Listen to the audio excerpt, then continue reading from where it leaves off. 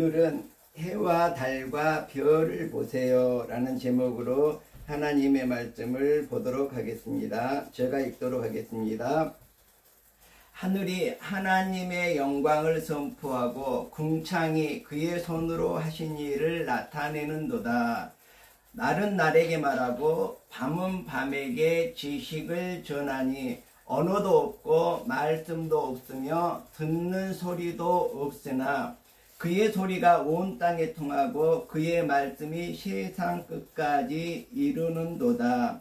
하나님이 해를 위하여 하늘에 장막을 베푸시고 해는 그의 신방에 나오는 신랑과 같고 그의 길을 달리기 기뻐하는 장사 같아서 하늘 끝에서 나와서 하늘 저 끝까지 운행하며 그의 열기에서 피할 자가 없도다. 아멘. 자, 이 시는 다윗이 하늘을 바라보다가 쓴 노래입니다. 그래서 그는 왕이었지만 별빛 아래서 목동 시절의 감격을 잊지 않았습니다. 그는 이렇게 말하고 있습니다. 하늘이 하나님의 영광을 선포한다. 언어도 없고 말소리도 없지만 온 우주가 하나님을 노래하고 있다고 말하고 있습니다. 자, 1960년대 제가 태어날 때쯤 됐을 때 그때에 인류는 최초로 달 궤도를 돌게 됩니다.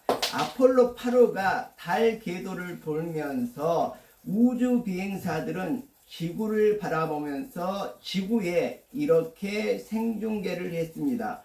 방송에서 이렇게 말했습니다. 태초에 하나님이 천지를 창조하시니라. 이 성경 말씀을 읽으면서 그들은 창공에서 본 지구의 아름다움에 감격했었습니다. 우리가 본 것은 하나님의 작품이었다. 이렇게 고백을 하고 있었습니다. 인간이 아무리 높이 올라가도 창조의 중심은 하나님임을 우리가 깨달아야 한다는 것을 우리가 가왕을 보면서도 알 수가 있습니다.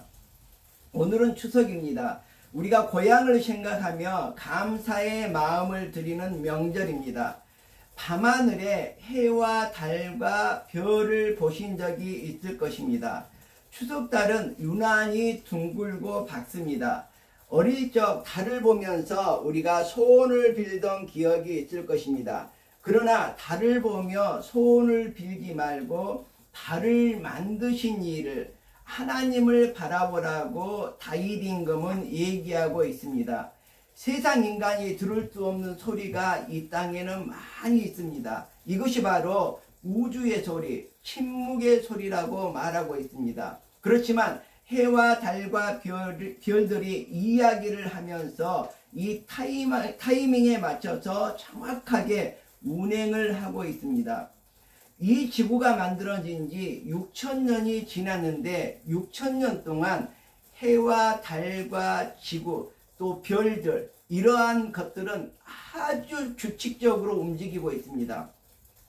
우리가 보통 이 삼각형이라 그러죠. 삼각형은 세 개의 꼭지점이 있습니다. 이 세 개의 꼭지점을 중심으로 내각이 있는데 내각의 합은 항상 180도입니다.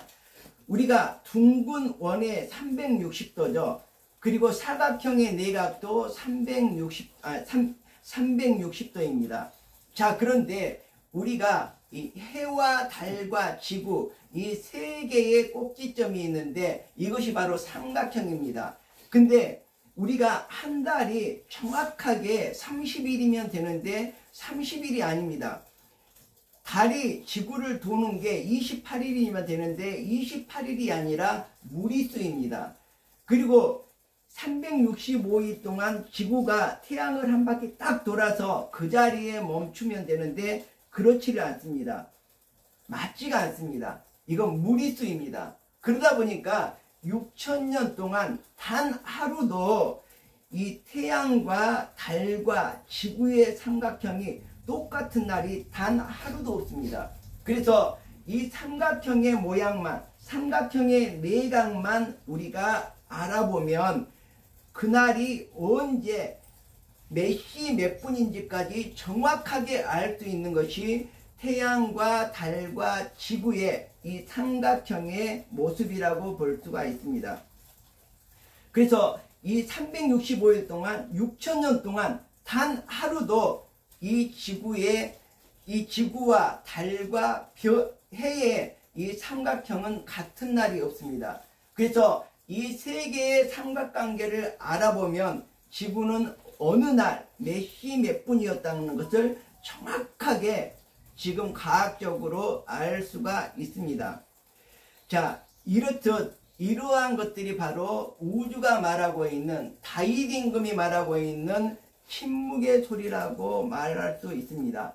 말하지 않지만, 들리지는 않지만 우리가 느낄 수 있는 말, 그것이 바로 우리 침묵의 소리, 바로 우주의 소리인 것입니다. 바로 하나님의 창조 질서라고도 볼 수가 있습니다. 2절에 보면 날은 날에게 말하고 밤은 밤에게 지식을 전하니 언어도 없고 말씀도 없으며 들리는 소리도 없으나, 이렇게 말하고 있습니다. 세상에는 조금 전에 말씀드렸듯이 침묵의 음성이 있다는 것이죠. 이것이 바로 자연의 소리라는 것입니다. 우리는 시끄러운 세상 속에서 너무 많은 말을 듣고 살아갑니다. 그렇지만 오늘 밤에 조용히 하늘을 바라보십시오. 별은 소리치지 않지만 그 존재 자체로서 하나님이 계시다라고 말하고 있습니다. 4절에 보면 그의 소리가 온 땅에 통하고 그의 말씀이 세상 끝까지 이루도다, 이렇게 말하고 있습니다. 하나님이 해를 위하여 하늘에 장막을 베푸셨도다, 이렇게 다윗 임금은 노래하고 있습니다. 자, 우리가 태어나서 죽기 전에 하나님과 자연, 세계만이 통하는 그 말씀을 캐치할 수 있는 것은 정말 축복입니다. 그러면 이 말씀이 우리 내부에서 어떻게 정말로 자연스럽게 표현될 수 있을까? 정말 우리를 이 우주에서 정말로 다시금 새로운 삶을 살아가게 하는 이러한 음성이라고 볼 수가 있습니다. 우리는 모두 다 이렇게 이 세상에서 죽어갈 수밖에 없습니다. 그렇지만 바로 이 하나님의 질서에 들어오면 우리는 다시 태어나서 이 세상을 정말 더 멋진 천국에서 살아갈 수 있다는 것입니다. 5절에 보면 해는 그 신방에서 나오는 신랑과 같고 그의 길을 달리기 기뻐하는 장사와 같아서, 이렇게 말하고 있습니다. 태양은 하나님의 창조 질서 안에서 즐겁게 달리고 있는, 순종하고 있는 상징입니다. 해는 매일 정해진 궤도를 따라 떠오르고 지며 다른 때를 따라 차고 이웁니다. 별들은 정해진 자리에서 빛을 발하고 있습니다. 이들은 불평하지도 않고 오늘도 묵묵히 맡은 일을 감당하면서 살아가고 있는데, 이것이 바로 창조 질서이고 바로 창조물이 창조주에게 순종하는 삶입니다. 인간의 덧없음과 하나님의 영원하심을 여기에서는 말하고 있는데, 바로 어떤 것입니까?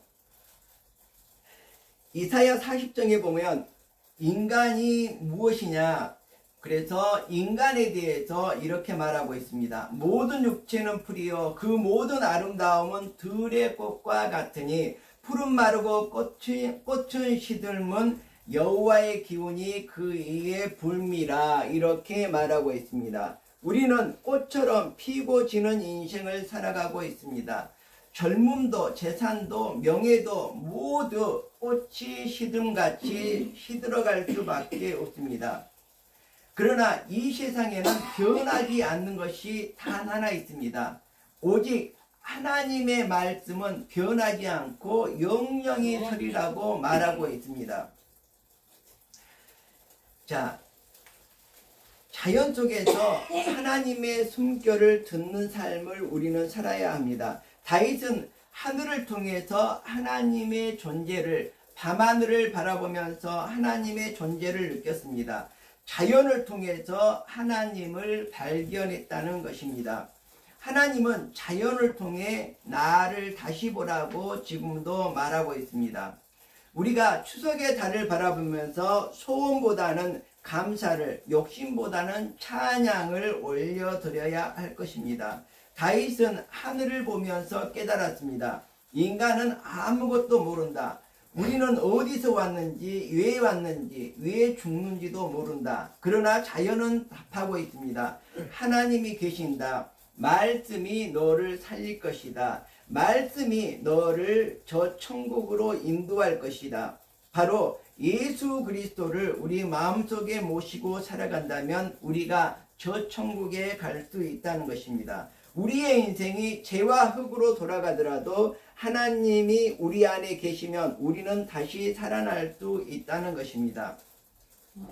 하늘 이 끝에서 나와서 하늘 저 끝까지 바로 해와 달과 별이 운행하고 있습니다.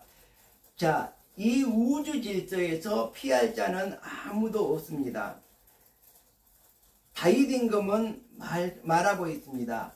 하늘을 보며 하나님의 말씀을 들으라. 오늘 다윗은 우리에게 이렇게 권면하고 있습니다. 해와 달과 별을 보세요. 하늘을 보면서 하나님의 영광과 우주의 질서와 하나님의 은혜를 묵상하라는 말씀입니다. 하늘은 말하고 있습니다. 하나님은 살아계시다고. 달은 말하고 있습니다. 어두운 밤에도 주님은 우리와 함께 하신다고. 해는 말하고 있습니다. 매일매일 새날을 주시는 하나님께 감사하라고. 추석에 하늘을 바라보면서 우리의 인생을 다시금 하나님께 맡기고 우리가 저 천국에 갈 수 있는 준비가 되어지기를 주님의 이름으로 축원드립니다. 기도하겠습니다. 하나님, 우리는 어디서 왔는지도 모르고 왜 죽는지도 모르고 그저 맛있는 인생 살면 그게 인생인 줄 알았습니다. 그러나 결국은 흙으로 돌아갈 인생, 가기 전에 하나님의 말씀을 붙잡을 수 있는 우리가 되게 하옵소서. 예수님의 이름으로 기도합니다. 아멘.